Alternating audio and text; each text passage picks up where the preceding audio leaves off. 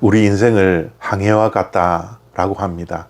얼마 전 사도행전 묵상을 하면서 바울이 가이사랴에서 로마로 가는 항해길을 생각하면 그 항해는 정말 인생의 축소판 같았습니다.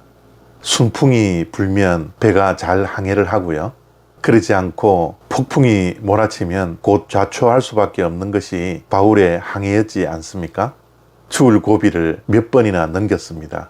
간신히 겨우겨우 바람에 이끌려 파도에 이끌려 이리저리 갈 수밖에 없었던 것이 바울의 항해였습니다. 우리의 인생도 동일하지 않습니까? 늘 순풍 때문에 형통한 인생길을 걸어가는 것이 아니라 때로는 역풍을 만나기도 하고 폭풍우를 만나 좌초할 수 있는 인생의 위기를 많이 경험하는 것이 우리의 인생길이죠. 이 항해를 하는 가운데 제일 중요한 것이 무엇인지 아십니까? 그것은 바로 목적지입니다. 목적지가 분명하면 항해를 하는 가운데 때로는 폭풍우를 만나고 역풍을 만난다 할지라도 그 배는 항해를 할 수 있고, 만약 목적지가 없이 바람에 이끌려 파도에 이끌려 이리저리 방황하는 것은 항해가 아니라 표류하는 것이죠. 우리의 인생도 마찬가지입니다. 목적지가 분명히 있으면 우리의 인생은 항해하는 것이고, 그렇지 않고 목적지가 없이 이리저리 떠돌아다니는 것은 표류하는 인생이 되고 마는 것입니다. 히브리서 2장 1절 말씀입니다.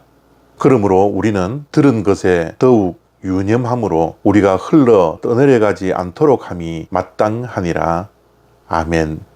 오늘 히브리서 기자는 우리의 인생이 흘러 떠내려가지 않는 인생이 되어야 한다고 말씀을 합니다. 우리의 인생은 자칫 잘못하면 흘러 떠내려갈 위험이 분명히 존재합니다. 특별히 우리의 신앙생활이 흘러 떠내려가는 표류하는 신앙이 되지 않도록 각별히 조심해야 합니다. 우리의 신앙이 흘러 떠내려가지 않기 위해서는 목적지를 향하여 갈 수 있도록 확실한 지도가 있어야 합니다. 우리를 목적지까지 안내할 수 있는 신앙의 지도는 바로 하나님의 말씀이죠. 그래서 히브리 기자는 우리가 들은 것에 더욱 유념하여서 흘러 떠내려가지 않도록 해야 한다라고 말씀하십니다. 우리가 듣는 것을 유념해야 한다라는 뜻은 우리가 하나님의 말씀을 듣는데 그쳐서는 안 된다라는 겁니다. 하나님의 말씀은 이론이 아닙니다. 하나님의 말씀을 깨닫고 은혜 받은 것에 머물러서도 안 됩니다. 우리는 하나님의 말씀 따라 살아가야 합니다. 삶의 변화가 우리들에게 있어야 합니다. 하나님의 말씀이 내 발의 등이 되고 내 길의 빛이 되어야 합니다. 하나님의 말씀이라는 영적 거울 앞에 서 있을 때 우리의 부족하고 연약하고 잘못되어진 것이 발견되면 그것을 고쳐 나가야 합니다. 하나님의 말씀을 들은 것에 더욱 유념해야 한다라고 하죠. 더욱이라는 말씀이 굉장히 중요합니다. 힘써 최선을 다하여 하나님의 말씀을 따라 살아내야 한다라는 뜻이죠.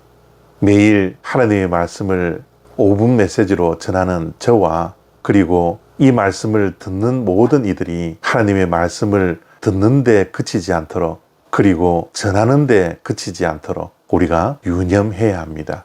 최선을 다하여 우리 귀에 들려진 하나님의 말씀이 우리의 삶을 변화시키고 내 생각을 바꾸고 내 행동을 바꿀 수 있는 그런 말씀이 될 때 우리는 표류하는 인생이 아니라 항해하는 인생이 될 것입니다. 우리가 영적으로 긴장하지 않으면 자칫 잘못하면 흘러 떠내려갈 위험이 있다는 사실을 늘 기억하시고 하나님의 말씀 앞에 최선을 다하여 힘써 들은 것을 지켜내며 그 말씀을 따라 하루하루를 살아가는 복된 인생이 되어지기를 바랍니다. 오늘도 들은 말씀으로 승리해가며 세상의 풍조에 따라 흘러 떠내려가지 않는 복된 인생 되어지기를 바랍니다. 감사합니다.